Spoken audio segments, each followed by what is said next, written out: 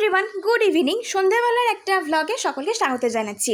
তো এই যে সাজানোগুলো আমি নিজে হাতে করেছি, আর ঘুম থেকে উঠে বর বাকি যে বেলুনগুলো পড়েছিল সেগুলোকে সুন্দর করে ফুলিয়ে এবং সাজিয়ে গুছিয়ে দিল। মানে নিজের জন্মদিনে সাজানো নিজেই করেছে মোটামুটি বলতে পারো, কারণ বারবার হাওয়া দিচ্ছিল, তো যেগুলো আমি করেছিলাম সেগুলো বারবারই খুলে যাচ্ছিল।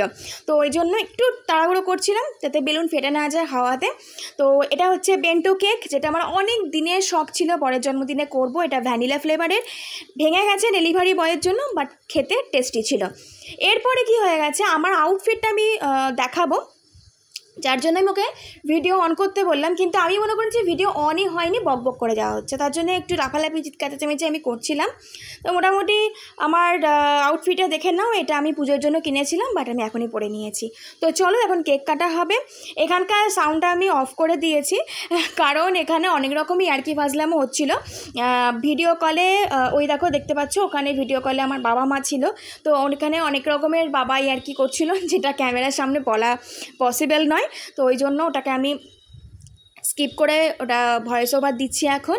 আর প্রথমে এই কেক কাটা হলো, এই কেকটা কাটা পরে বাবা মাকে দেওয়া হলো, মানে আমার বাবা মাকে দেওয়া হয়েছে খাওয়ানোর জন্য, তারপরে আমাকে দেওয়া হলো। খেতে ভীষণ টেস্টি ছিল, মানে কেক কাটার পরে তখনই অর্ধেক কেক আমাদের হাফিস হয়ে গেছে।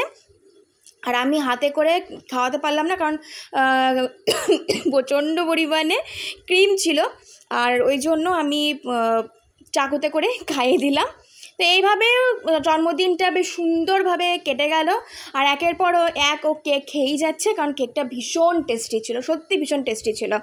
এটা আইসক্রিম কেক, তাড়াহুড়ো করা হচ্ছিলো ওই কারণে, গলে যাবে, তাও 5-6 ঘন্টা ফ্রিজে ছিল। ভীষণ ভালো খেতে ছিল, ভ্যানিলা ফ্লেভারের। ফার্স্ট টাইম আমি কেকটা খেলাম, কারণ আমি যেহেতু চকলেট ফ্লেভার পছন্দ করি, সেহেতু আমার জন্মদিনের প্রত্যেকটা কেক আমার বর চকলেটেরই আনে। আর আমি ঠিক করলাম যে না, চকলেটের বদলে এটা আনা হোক। এবং রাত্রেবেলাতে আমাদের খাওয়া দাওয়া হয়েছিল চিকেন কষা আর পোলাওটা কিন্তু বাইরে থেকে আনা, কস্তুরি রেস্টুরেন্ট থেকে আনা হয়েছিল। খেতে টেস্টি ছিল, কারণ আমি আর রাতে কি রান্না করব ভেবে পাচ্ছিলাম না।